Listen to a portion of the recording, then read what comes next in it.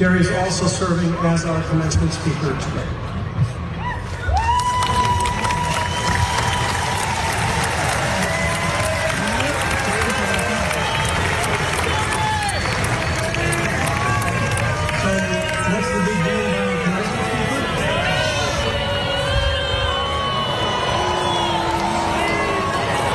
Commencement speaker.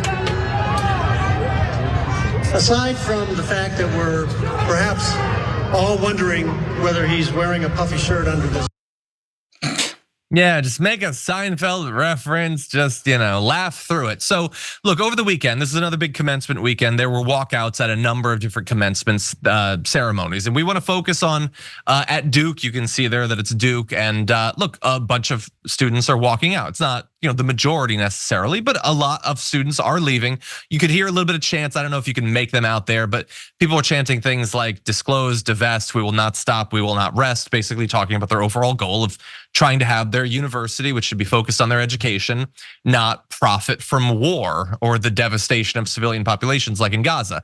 And so Jerry Seinfeld, being seen as being a very outspoken defender of Israel, and he's done photos with the IDF recently, is obviously going to draw a little bit of attention to this. It was not by any means the only walkout, though. You had it at UC Berkeley and VCU and a number of other places, UC Berkeley, a number of places. But I'm curious what you think about that. Him being a comic figure, he's drawn a lot of attention over the last few weeks.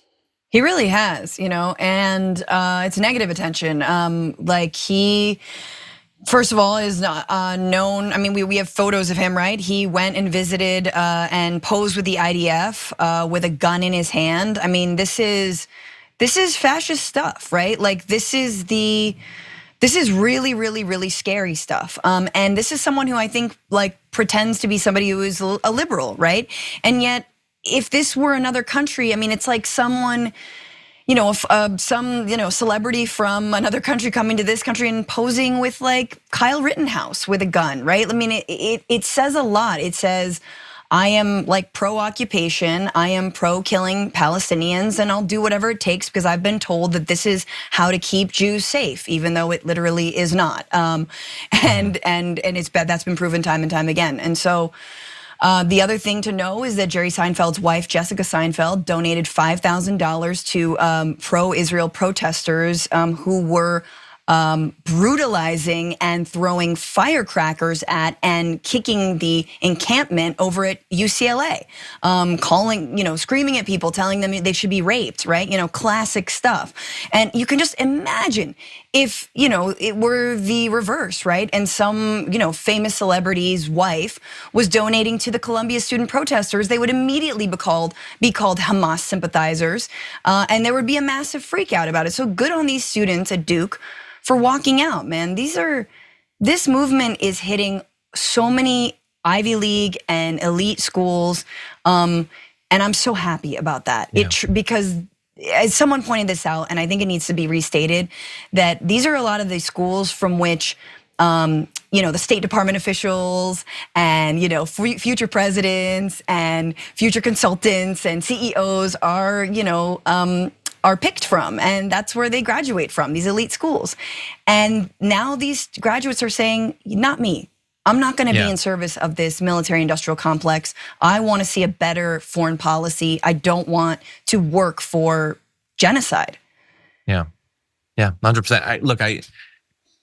I love that they're keeping strong despite the fact that the media is 99% lined up against them. You have Lindsey Graham doing his he's going to every media outlet he can to talk about how if it needs to be nuked, it needs to be nuked. In World War II, we did what we had to do. Israel should do what they had to do.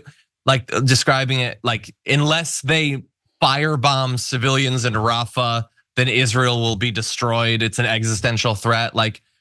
I love that students are not being won over by this, and we know that the protests are largely representative of what people think. Not every student or every young person outside of college is necessarily going to organize, but we know what they say about Biden's approach to this conflict when you poll them. They don't like it. They want a ceasefire, and they're very much like the general American public in that way. And a lot of people, I'm sure, have been able to sort of tune out of the updates coming out of Gaza, but like if you pay attention, it is utterly devastating. The stuff that you see, the video footage that you see, it's happening right now in Rafah.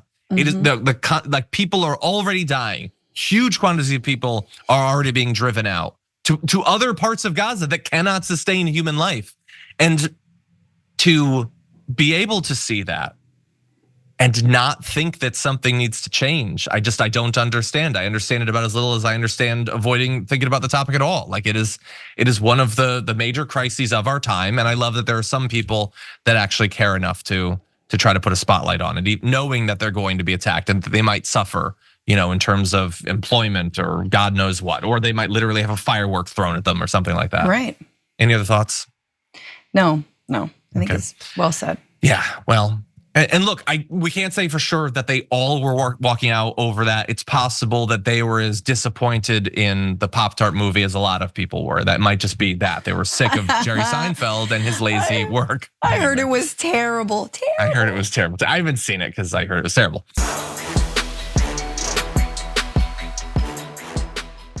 Thanks for watching our video. Did you know that you can support our show by becoming a subscriber?